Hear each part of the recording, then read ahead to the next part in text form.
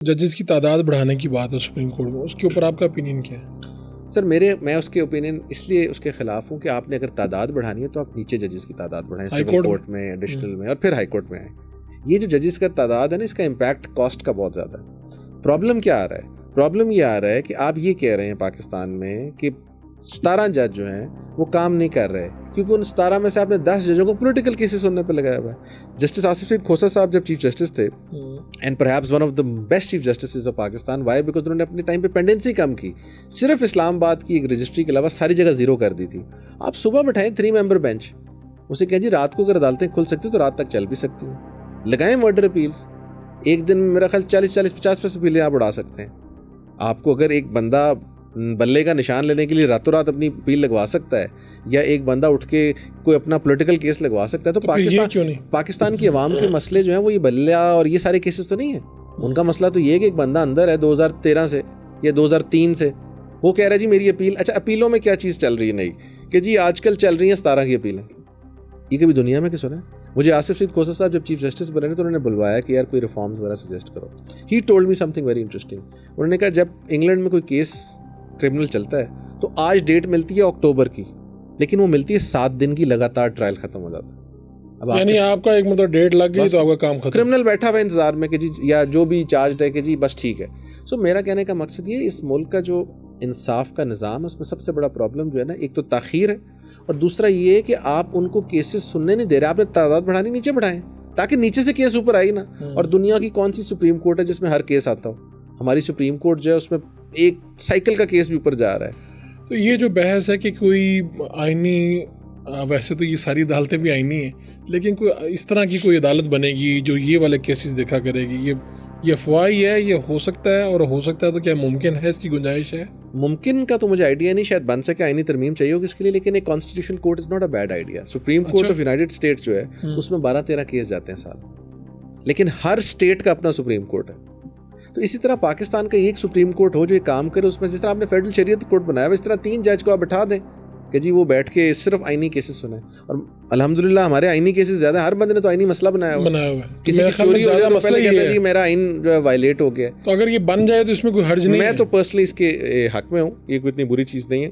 उसकी वजह ये है कि वो फिर कॉन्सेंट्रेट करेगी उस चीज़ पर। ठीक है, ये नहीं होगा कि वो कहेंगे कि जी अभी हम आईनी केस सुन रहे हैं, साथ ही अगला केस जो है वो कहें जी कि मकान का कब्जा वापस लेके दो। उनका काम स्पेसिफिकली वो। किसी चीफ जस्टिस की एक्सटेंशन हुई है पहले माजी में? नहीं, मेरा नहीं ख्याल जी एक्सटेंशन कभी नहीं। ऐसी कोई रवायत ही नहीं। सीनियर मोस्ट ऐसी रवायत देखें, चीफ जस्टिस जिसका टाइम खत्म हो जाता है वो चला जाता है, बिल्कुल, जिसका टाइम आ जाता है वो आ जाता है। अच्छा, आपको एक और इंटरेस्टिंग चीज़ बताऊँ, एक्सटेंशंस का जो कॉन्सेप्ट है ना, वो चीफ जस्टिस साहब ने इस पर अपना फैसला दिया हुआ है, पुराने साहब का चीफ जस्टिस ने, कि ये गलत कॉन्सेप्ट है, ये इस्लामिकली भी गलत कॉन्सेप्ट है। ये एक्सटेंशन, इसकी बुनियाद क्या है? इसकी बुनियाद सर ये है कि जिसका जो रोल है वो करके आगे निकले, ताकि पीछे जो जनरेशन, अगर लोग हैं वो आगे आ जाए। अगर आप एक्सटेंशंस दे देते हैं 6-6 साल की, जो पीछे से जजेस आ रहे हैं उनका क्या कसूर है? जो यंग आ रहा है, जो यंग ब्लड आ रहा है, या फॉर दैट मैटर आप सरकारी मुलाजमीन की तनख्वाह एज कर देते हैं 66, 6 साल में पीछे एक बंदा है जिसने आईजी बनना है, जिसने चीफ सेक्रेटरी बनना है, उसको आप डिले कर रहे हैं। सो उस पॉइंट ऑफ व्यू से ये एक बड़ा इंपॉर्टेंट जो है मेरा ख्याल मरहला है, लेकिन इसको 60 पे ही लिमिट करना चाहिए, जो एज है मजीद ना बढ़ा। आपके ख्याल में किसी की ये मेराज होती है कि वो चीफ जस्टिस बनता है, तो एक कोई ऐसा फर्द जो चीफ जस्टिस बनने वाला हो और वो अपनी बिल्कुल ये सारी चीज़ें छोड़ के चला जाए, इस्तीफ़ा दे के चला जाए, आपके ख्याल में क्या वजूहत हो सकती है इसकी? आप मैं ख्याल सुप्रीम कोर्ट के जज साहब का जिक्र करें, मैं तो चूँकि जी उनके साथ काम किया है और मेरी सारी, क्या नाम है? नाम इजाजुल एहसन साहब। इजाजुल एहसन साहब जी पाकिस्तान के वन ऑफ द फाइनेस्ट जजेस हैं। मेरा ज़ाती व्यू ये है कि उन्होंने इस चीज़ को फिर तरजीह दी कि अगर मैं एक चीज़ नहीं कर सकता, एक सर्टन एटमॉस्फेयर में काम नहीं कर सकता, यानी मैं चीफ जस्टिस बन के वो नहीं कर पाऊंगा जो मैं करना चाहता हूँ, तो फिर उससे बेहतर है मैं रिज़ाइन कर दूँ। जो कि रेजिग्नेशंस का कॉन्सेप्ट है ना दुनिया में, वो भी होना चाहिए कि अगर आपकी ट्रेन का एक्सीडेंट हुआ है तो ट्रेन का वज़ीर रिज़ाइन करे, बजाय इसके कि आपका ट्रेन का वज़ीर ये कहे कि मैं ड्राइवर तो नहीं था उसका। ये हमारे वज़ीर साहब ने कहा था, शेख रशीद साहब ने। तो ये कॉन्सेप्ट होना चाहिए। इंडिया में आ गया, पाकिस्तान में अभी रेजिग्नेशंस का कॉन्सेप्ट नहीं है। वो कहते हैं नहीं जी हमारा क्या कसूर है अगर नीचे किसी ने की। तो ये बेसिक उन्हें ये था, यानी आपके ख्याल में ये है कि जैसे जज साहब अगर उन्हें ये था मैं आगे चला गया, बन गया, तो वो सब कुछ नहीं कर पाऊंगा। आई थिंक वो स्टेज पर भी समझ रहे थे कि वो इंडिपेंडेंट नहीं रहे, मुश्किल हो रहा था उनके लिए काम करना फॉर व्हाटएवर रीजन, जो कि कभी ना कभी वो किताब शिताब लिखेंगे ज़िंदगी में, तो अल्लाह उनको सेहत दे। मैं तो उनको एक दो दफ़ा मिला भी हूँ, काफ़ी कमज़ोर भी हो गए हैं, बट ये मैं आपको बता रहा हूँ कि इतना मैंने ईमानदार और इतना ज़बरदस्त जज क्योंकि मैंने तो काम किया है ना उनके साथ, वैसे भी उस्ताद तो वैसे भी अच्छा लगता है, और इतना लायक यूनिवर्सिटी ऑफ कॉर्नेल का पढ़ा हुआ आदमी शायद ही अपनी ज़िंदगी में देखा हो।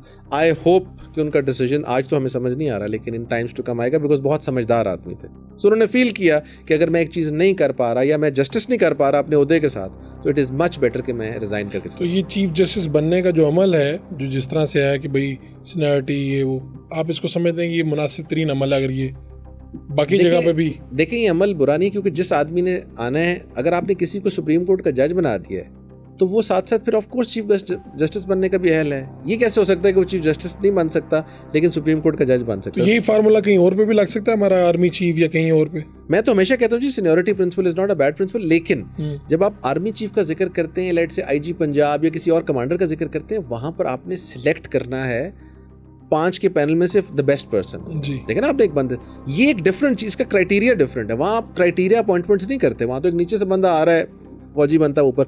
अब 16 generals they're all equal, but आपने अपना सिपा सलार सेलेक्ट करना है, तो उसके लिए आप जो सिटिंग प्राइम मिनिस्टर है वो अपनी क्वालिटीज़ देखेगा कि मैं किस किस्म की पॉलिसी चाहता हूँ। हो सकता है उन 5 लोगों में से एक बहुत जारहाना हो और एक बहुत डोसाइल हो। वो चाहता हो इस वक्त सिस्टम इस किस्म का चल रहा है दुनिया में या पाकिस्तान में, he wants a docile person. लेकिन पाकिस्तान में तो सारी लड़ाई यहीं पे चल रही है, इसी बात पे चल रही है। ठीक है, अगर कोई फार्मूला सेट हो जाए तो शायद लड़ाई खत्म अब हो गया ना जी। आई थिंक टॉप 5 में से आप एक को सिलेक्ट करते हैं जो नाम जाते हैं। ये भी बेहतर है कि ये नहीं है कि एक का ही नाम दिया और वो लग गया। ये जो इसको कहते हैं स्ट्रक्चर डिस्क्रेशन, ये बेहतर चीज़ है जो किसी जगह पर भी आए तो उसका फ़ायदा होता है। फिर ये होता है ना कि फिर आप अपनी मैन्यूवरेबिलिटी नहीं कर सकते।